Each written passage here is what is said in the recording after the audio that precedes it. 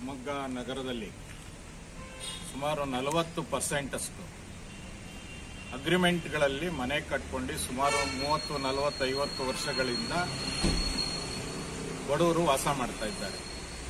ಅವರಿಗೆ ಎಲ್ಲ ನಗರದ ಮಧ್ಯಭಾಗದಲ್ಲಿ ಇರುವಂತಹ ಎಲ್ಲ ಪ್ರದೇಶಗಳಾದಂಥ ಶರಾವತಿ ನಗರ ಇರ್ಬೋದು, ಹೊಸಮನೆ ಇರ್ಬೋದು, ವಿನೋಮ್ ನಗರ ಇರ್ಬೋದು, ಕಾಶಿಪುರ ಇರ್ಬೋದು, ಹಾಗೆ ಗೋಪಾಳ, ಅಣ್ಣಾನಗರ, ಮಿಳಗಟ್ಟ, ಅಶೋಕ್ ನಗರ, ಹಾಗೆ ಇತರೆ ಬಡಾವಣೆಗಳಲ್ಲಿ ಸಾಕಷ್ಟು ಮನೆಗಳು ಕಟ್ಕೊಂಡು ವಾಸ ಮಾಡ್ತಿದ್ದಾರೆ. ಮೂಲಭೂತ ಸೌಕರ್ಯನೂ ಸಹ ಪಡೆದಿದ್ದಾರೆ.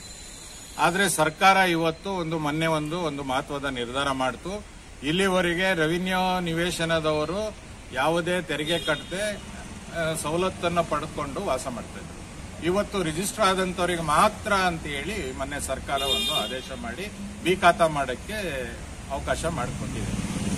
ಈಗ ಅವ್ರಿಗೆ ಮಾತ್ರ ಮಾಡಿಕೊಟ್ಟಿರೋದ್ ಜೊತೆಗೆ ಅಗ್ರಿಮೆಂಟ್ ಅಲ್ಲಿ ನ್ಯಾಯಾಲಯದಲ್ಲಿ ದಾವಾ ಇಲ್ಲದೆ ಇರೋಂಥವು, ಮಾಲೀಕರ ತಕರಾರು ಇಲ್ಲದೆ ಇರೋಂಥವು, ಮನೆ ಕಟ್ಕೊಂಡಿರೋಂಥವರಿಗೆ ಮಾತ್ರ ನಾವು ಸಹ ಅವರಿಗೂ ಸರ್ಕಾರ ಇಲ್ಲಿವರೆಗೆ ಅದಕ್ಕೆ ದಾಖಲೆ ಮಾಡಕ್ ಬರಲ್ಲ, ನಾವು ಅದಕ್ಕೇನು ಮಾಡಕ್ ಬರಲ್ಲ ಅಂತ ಹೇಳ್ತಾ ಇದ್ರು. ಆದ್ರೆ ಇವತ್ತು ನಾವು ಅವರಿಗೆ ಒತ್ತಾಯ ಮಾಡ್ತಾ ಇದೀವಿ, ಅಂತಹ ಮನೆಗಳ ಜಾಗಗಳನ್ನ ಸರ್ಕಾರನೇ ಸ್ವಾಧೀನಪಡಿಸ್ಕೊಂಡು ಸರ್ಕಾರದಿಂದಾನೇ ನಮಗೆ ಹಕ್ಕು ಒಡೆತನ ಕೊಟ್ಟು ಅವುಗಳನ್ನು ಸಹ ಬಿ ಖಾತಾ ಮಾಡಿಕೊಡ್ಬೇಕು ಅಂತೇಳಿ ನಮ್ದು ಇವತ್ತಿನ ಆಗ್ರಹವಾಗಿತ್ತು.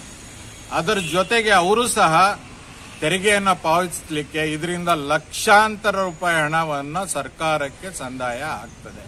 ಈ ಮಹತ್ವದ ನಿರ್ಧಾರವನ್ನ ಸರ್ಕಾರ, ಮಾನ್ಯ ಮುಖ್ಯಮಂತ್ರಿಗಳು, ಕಂದಾಯ ಸಚಿವರಾದಂಥ ಬೈರೇಗೌಡರು, ನಗರಾಭಿವೃದ್ಧಿ ಸಚಿವರಾದ ಭೈರತಿರವರು, ನಮ್ಮ ಶಿವಮೊಗ್ಗ ಜಿಲ್ಲಾ ಉಸ್ತುವಾರಿ ಸಚಿವರಾದಂಥ ಮಧು ಬಂಗಾರಪ್ಪನವರು, ಹಾಗೆ ಅಲ್ಲೊಂದು ಸಮಿತಿ ಮಾಡಿದೆ ಸರ್ಕಾರ, ಈಶ್ವರ್ ಖಂಡ್ರೆ ನೇತೃತ್ವದ ಒಂದು ಸಮಿತಿ. ಆ ಸಮಿತಿಯಲ್ಲೂ ಸಹ ಇದ್ರ ಬಗ್ಗೆ ಚರ್ಚೆ ಮಾಡಿ ತಕ್ಷಣ ಇದನ್ನ ಅವರಿಗೂ ಸಹ ಮಾಲೀಕತ್ವದ ಹಕ್ಕು ಒಡೆತನ ಕೊಡಬೇಕು ಅಂತ ಹೇಳ್ಬಿಟ್ಟು ಈ ಮೂಲಕ ನಾನು ಒತ್ತಾಯವನ್ನ ಸರ್ಕಾರಕ್ಕೆ ಮಾಡ್ತೇನೆ. ನಮಸ್ಕಾರ.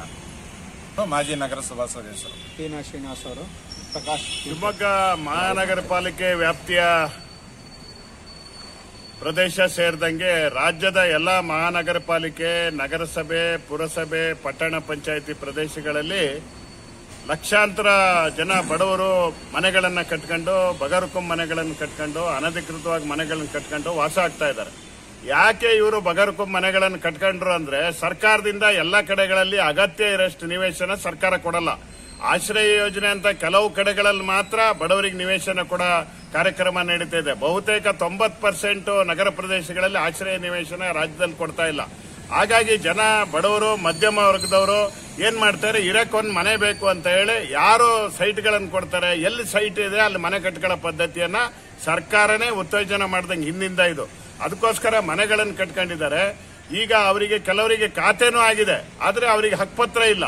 ಈಗ ಸುಪ್ರೀಂ ಕೋರ್ಟ್ ಇತ್ತೀಚೆಗೆ ಸಾವಿರಾರು ಜಡ್ಜ್ಮೆಂಟ್ಗಳನ್ನ ಹೈಕೋರ್ಟ್, ಸುಪ್ರೀಂ ಕೋರ್ಟ್ಗಳು ಕೊಟ್ಟಿದೆ. ಏನಂತ ಕೊಟ್ಟಿದೆ ಅಂದ್ರೆ, ಖಾತೆಯೊಂದೇ ಮಾಲೀಕತ್ವ ನಿರ್ಧರಿಸೋ ಅಂಶ ಅಲ್ಲ.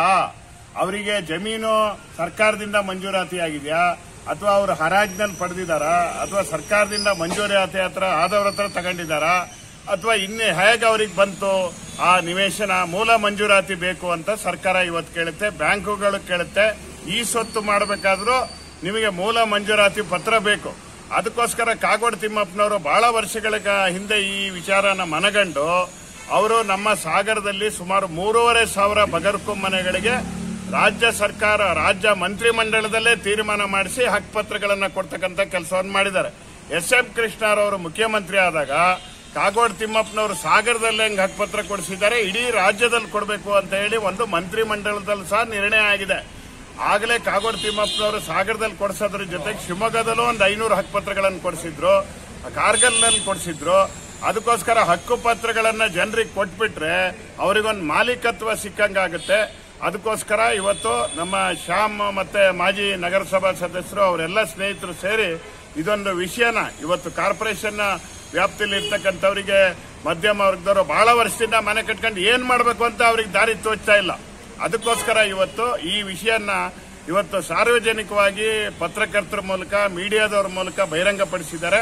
ಜೊತೆಗೆ ಇವತ್ತು ಇಲ್ಲಿಗೆ ಬಿಡಲ್ಲ, ನಾವು ಡಿಸಿಗೆ ಮನವಿನೂ ಕೊಡ್ತೀವಿ, ಜಿಲ್ಲಾ ಮಂತ್ರಿಗೂ ಕೊಡ್ತೀವಿ. ನಮ್ಮ ಮುಖ್ಯಮಂತ್ರಿಗಳಿಗೆ ಹೇಳಿ ಹಿಂದೆ ಕ್ಯಾಬಿನೆಟ್ ನಿರ್ಣಯ ಏನಾಗಿತ್ತು, ಸಾಗರ ಟೈಪೆ ರಾಜ್ಯದಲ್ಲಿ ಎಲ್ಲಾ ಬಗರ್ಕು ಮನೆಗಳಿಗೆ ಹಕ್ಕುಪತ್ರ ಕೊಡಬೇಕು ಅಂತ ಏನಾಗಿತ್ತು, ಆ ಹಕ್ಕುಪತ್ರಗಳನ್ನು ಕೊಡೋದಕ್ಕೆ ಆಗ್ರಹ ಮಾಡ್ತೀವಿ. ಮತ್ತೆ ಸ್ಲಮ್ ಕೊಳಚೆ ನಿರ್ಮೂಲನಾ ಮಂಡಳಿ ಕಾಯ್ದೆಯಲ್ಲೂ ಸಹ ಯಾರದೇ ಮಾಲೀಕತ್ವ ಇದ್ರೂ 100 ಮನೆಗಳನ್ನು ಕಟ್ಕೊಂಡವರಿಗೆ ಹಕ್ಕುಪತ್ರ ಕೊಡಬೇಕು ಅಂತ ಕಾನೂನಿದೆ. ಅದ್ರ ಪ್ರಕಾರನೂ ಕೊಡಕ್ ಬರುತ್ತೆ. ಆಮೇಲೆ ಕಾರ್ಪೊರೇಷನ್ ವ್ಯಾಪ್ತಿಯಲ್ಲಿ ಸರ್ಕಾರಿ ಜಾಗದಲ್ಲಿ ಮನೆ ಕಟ್ಕೊಂಡಿದ್ರೆ 90% ಹಕ್ಕುಪತ್ರ ಕೊಡಬೇಕು ಅಂತ ಇದೆ. ಆದ್ರೆ 20-30 ಕೊಡ್ತಾರ, ಸಾಕಾಗಲ್ಲ. ಕನಿಷ್ಠ 30-40 ಕೊಡಬೇಕು. ಹಾಗಾಗಿ ಈ ಕಾರ್ಪೊರೇಷನ್ ವ್ಯಾಪ್ತಿ, ನಗರಸಭೆ, ಪಟ್ಟಣ ಪಂಚಾಯಿತಿ, ಪುರಸಭೆ ವ್ಯಾಪ್ತಿಯಲ್ಲ ಜನರ ಸಮಸ್ಯೆ ಬಹಳ ಪ್ರಮುಖವಾದ ಸಮಸ್ಯೆ. ಇದನ್ನು ಕೂಡಲೇ ರಾಜ್ಯ ಸರ್ಕಾರ ಈಡೇರಿಸಿ ಜನರಿಗೆ ಹಕ್ಕುಪತ್ರ ಕೊಟ್ಟು, ಮಂಜೂರಾತಿ ಪತ್ರ ಕೊಟ್ಟು, ಅವರಿಗೆ ಮುಂದೆಂದೂ ಸಹ ಅವ್ರು ಇರೋ ಮನೆಗೆ ಯಾವುದೇ ರೀತಿ ಬಾಧಕ ಬರದೇ ಇದ್ದಂಗೆ ಕಾರ್ಪೊರೇಷನ್ ನಲ್ಲಿ ಅವರಿಗೆ ಒಂದು ಅವರ ಮಾಲೀಕತ್ವ ರೆಕಾರ್ಡ್ ಆಗಂಗ್ ಮಾಡಬೇಕು ಅಂತ ನಾವೆಲ್ಲರೂ ಸೇರಿ ಒತ್ತಾಯ ಮಾಡ್ತಿದ್ದೀವಿ. ಸಂದರ್ಭ ಬಂದ್ರೆ ಬೀದಿಗಿಳಿದು ಸಹ ಹೋರಾಟ ಮಾಡ್ತೀವಿ.